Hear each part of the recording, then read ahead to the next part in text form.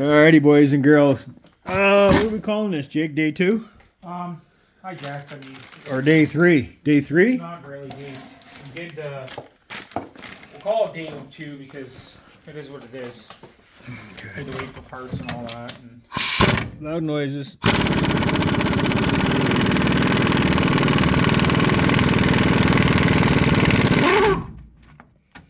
Okay, just a little backstory here. We couldn't do that with a DeWalter. Wouldn't go.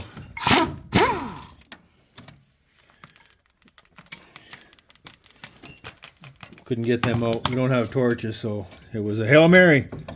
And the old Ingersoll Rand titanium. I don't remember what model number this is. This is the Beast of Burden. This is quite the impact. So we got the caliper bracket off. it will strip it up that impact. Oh yeah, it's a meat eater. Okay, get the screws out on that brake rotor. Turn it back to straight, the wheel. And then we'll get the brake rotor off. We had to get brake rotors because we could pad slap this, but Jake wants to drive it. Like it had lots of thickness left, but it's a little bit too rough, so I decided not to. Good. That'll make Rayman Ray happy. Good. Yep, and watch Wes work. He hates pad slappers. Okay, stand by. We'll get this dirty old rotor off. We had to drill these out, drill the heads off. So I took 1/4 inch bit and all right, focus please. There you go. Drill the end of the chamfer off. They're seized in there, so you get what you get. So, and these have been on a while.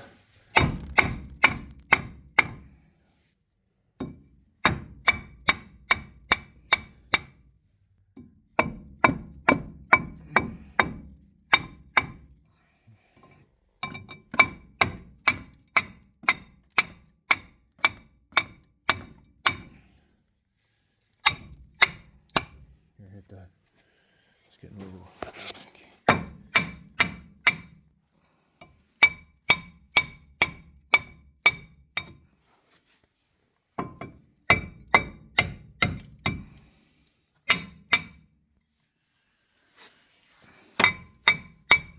What the hell's going on? Here, we'll grab that, wiggle that out. It might go. She's sticking on the hub? It's got to be. It's way out of the bolts. Yeah, it's on the hub. Maybe. Shit on the hub.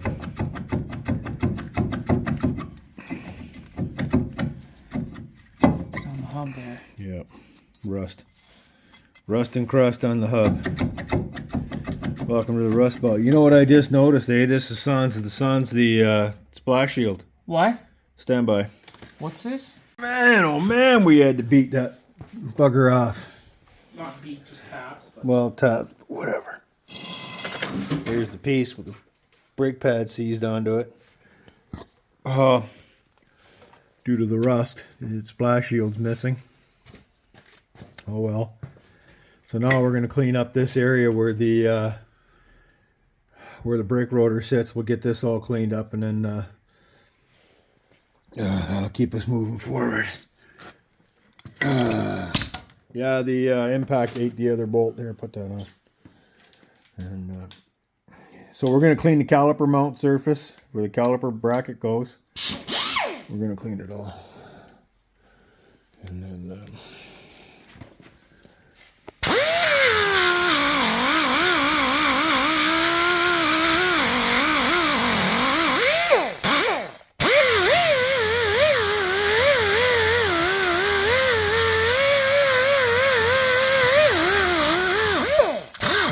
like that, boom. So I'll continue on with this, and I'll show you when we're done.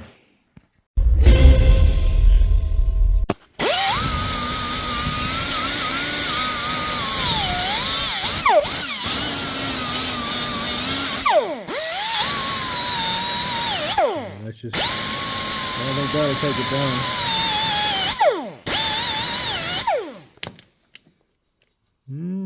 Almost. Yeah, those things cut. Give me there's some plain ones there.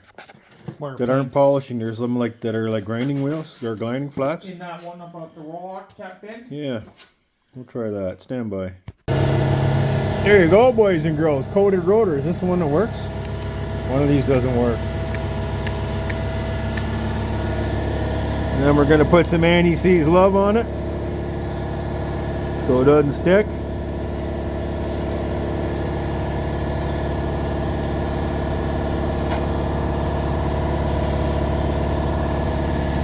Jake, hold that.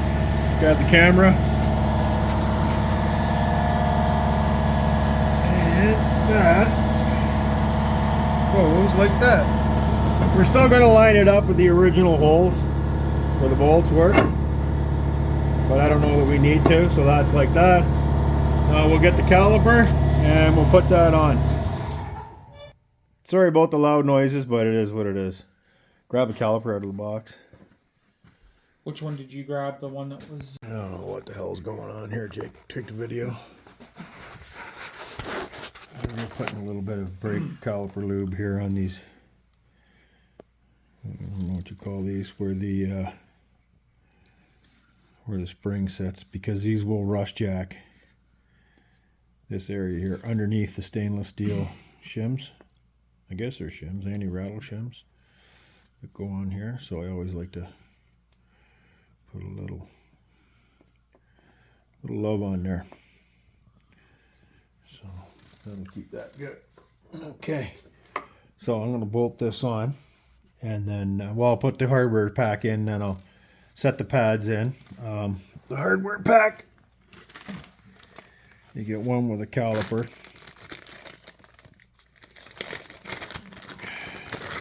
You get the copper crush washers for the banjo bolt. You get a new banjo bolt, which is right here. So that appears to be a little bit different. And then you get two copper crushes. I don't know if you can see that in the shot. Sorry, my fingers are in the way. I'll just put that aside for now. And these are identical. They're asymmetrical. So just try to figure out which way they go. Normally they go like that. So I did lube underneath them. You saw that. Sorry, I'm going upside down. So that's done. So what I'll do now is try to clean up my fingers, and if Jake, you could be so kind as to give me a set of pads, and then I'll mount this on. I won't video that. I'm just going to pop a set of pads in there and pop those on. So yeah, stand by and we'll get to it. Alrighty, boys and girls, here's one for you. You got to explain this one to me in the comments.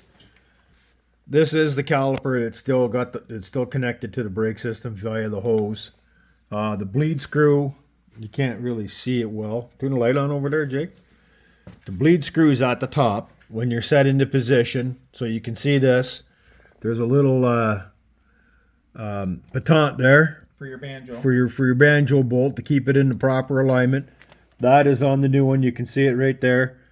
So the port is right there. The bleed screw's here at the top. But check this out. It is marked right. So you explain to me how this is the driver's side of the vehicle. You can't see the steering wheel, but take my word for it. We're on the driver's side of the vehicle, and that's marked right. And you cannot swap them. If you swap these, like the bleed screw would be at the bottom. Because I know that's been done before. And it'll put your... You won't be able to get the air out of the caliper. So I don't know. I'm at a loss for this. I truly am. It works though, so the only thing I can think of is they stamped it wrong in the casting possibly, or somehow. Something. Because here's the one that's marked left. Right? And it'll be proper orientation when you put it on. So if this was bolted on like this, right? The bleed screw would be on the bottom, because that's how this would bolt in. I'm holding it kind of over top of the... We're going to keep going with this because it matches what's OEM. I'm assuming this is an OEM caliper. It doesn't look like it was ever done. And I'll clean this up and see what... There might be an indication right there. When we get this off, we'll hit her with a needle scaler and see what's going on. But this is bolted back in, and we're ready to go. So stand by. I'm going to get the banjo bolt done. All right, got everything bolted back into place. Everything's ready to go. We're going to do... We've been bleeding this, but I'll show you what we do. Okay, pump, hold. Holding? Yeah. There's no more air in this. Okay, I'm good with that. So that's one side done. The other side's going to be wash, rinse, repeat. Hopefully those screws will come out. Bleeder cap's back in. This is all ready to go. We can put the wheel on and see how it goes. What's the pedal feel like? Not bad. All right. Doesn't go near the floor, right? No. All right. Okay, so we're going to move on to the other side.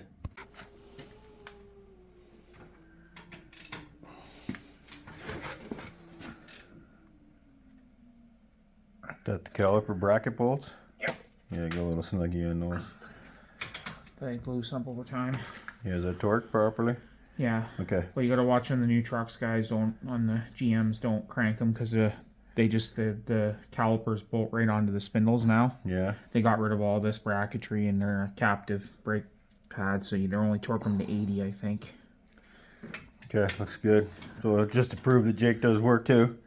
He's not always a cameraman. He's doing this side. It was a wash, rinse, repeat of the other side. Just got to get some brake clean there and clean the face off, and then I'll mount the caliper. Yeah, everything will be good. It's good. It's looking good. Slider pins are lubed. Leaders at the top. That is so weird, eh, with a caliper? Yeah. I'm going to clean that other caliper while you're doing that and see. All right? Casting thing or something. And Yeah, I'm going to check that. Stand by. Well, it was killing me. I wanted to see what was going on, boys and girls. There it is. There it's marked right off the left-hand side. This is the caliper off the driver's side. It was on that wheel there. And just to prove, there's the steering wheel. So they marked this side right. So I'm not sure what Kia was about. That one's got me. That's marked right. Buried there in the casting just as the other one was. Wow. Who'd have thunk it? Anyway, that's the old caliper. It seized. We couldn't even get the piston to go back in. Probably take a porta power to pop it open if you were trying to rebuild this. If you even could. Anyway, Jake's still working on that side. caliper on. And He's getting the caliper on. That's a thing of beauty when the caliper's on. We left the old calipers tied up with the hole on the brake line, and the reason why we did that, while we do this job, you do it last so all the brake fluid doesn't leak out. So, and we charge the battery up with the because we've been pounding on the brake lights, right? With the they call it a LiFePo battery charger. It has no name on Amazon, but the damn thing works. We tested the battery with the Ansel BA301. Chum comes up fine. So we're working on that. That's the other thing. Yeah. We got another project coming up you guys are going to love.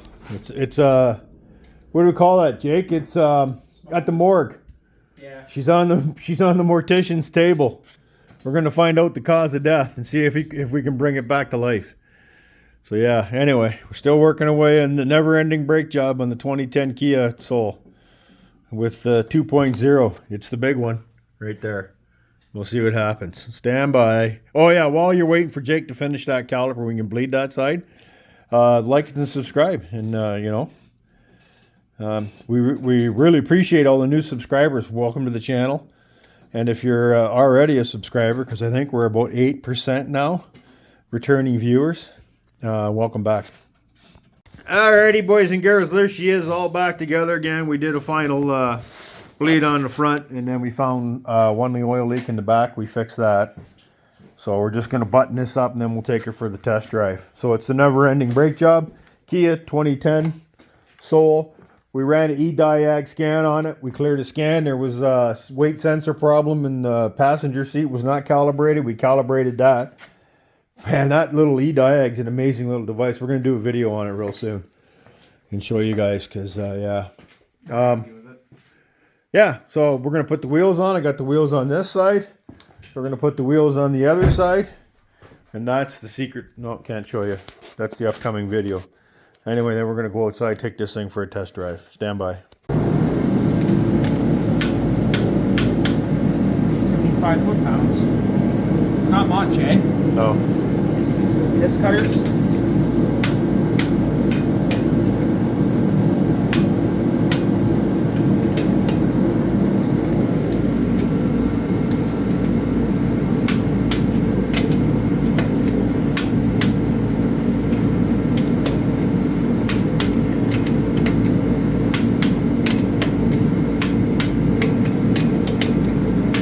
good.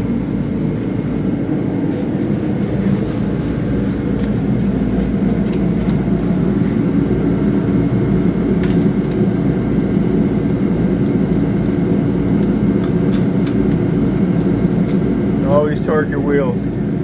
I always do. Yeah. Gotta hear the magic click click. He's creeping up on the torque.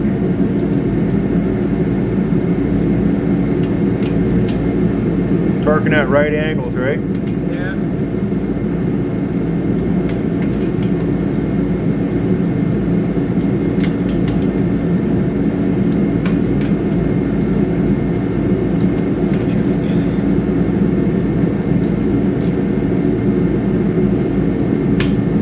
There you go.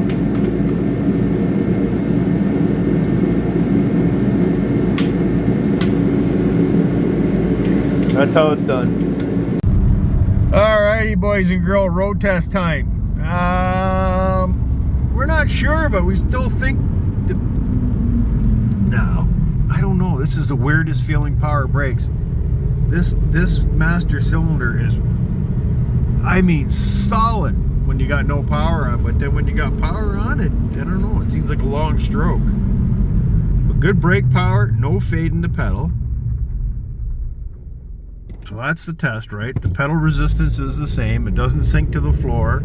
It's got good stopping power, so I guess it's just a weird feeling. I don't know.